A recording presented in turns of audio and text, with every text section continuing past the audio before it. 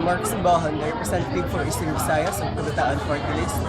What brings me here kasi even before the Janet Lim Napola scandal, way back in 2010, we coming from Kabataan Party List and the Makabayan Bloc in Congress already calls for the abolition of the whole pork barrel system.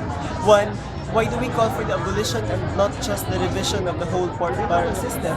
Kasi reviewing the history of the pork, first introduced into the country as a pork under the GATT-WTO agreement.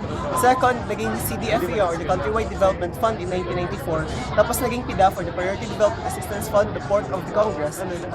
Under these revisions and renaming of the same pork, but the same system of the whole pork barrel system na pagpapadalagan under the discretion of the few people holding the said tax of the people, we can review and we can see over and again na revisioning and renaming only does not really resolve the issue of corruption and paano nagkakamay na yung corruption from this system. Second, we call for the abolition of the whole pork barrel system and not just the PIDAF or the pork of the Congress. Why?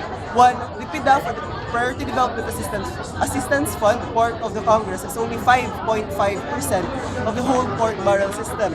What comprised the majority of the whole pork barrel system, around 50%, is the President's pork itself.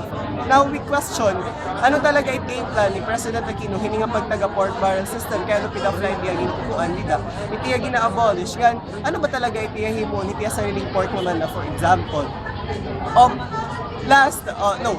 Second, coming from Kabataan Party List and the Makabayan Bloc in Congress, what do we suggest then as an alternative for the pork barrel system? We, coming from Kabataan Party List and the Makabayan Bloc in Congress, therefore suggests to directly budget these taxes of the people to basic social services. What do we mean by the direct budgeting of the basic social services?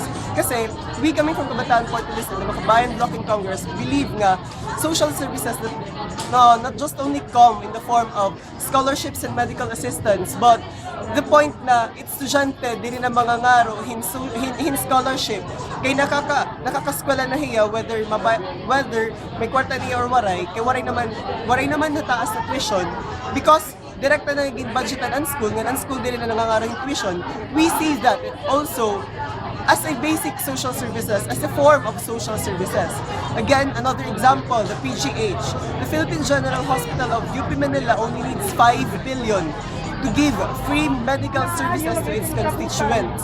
Now, we believe na 1 trillion coming from the part of the President would be very sufficient to give that 5 billion of PGH and for PGH to be able to give free social services to the people. Finally, we call not only the investigation and not only to stay in the investigation of these responsible people behind pork barrel scam, not only Janet Lim Napoles, but also that of the NBNZTA deal, the pabaon system of the Armed Forces of the Philippines, and every people responsible to have committed crime under the pork barrel system to be convicted and prosecuted and not just stay in the investigation period. Thank you and good morning.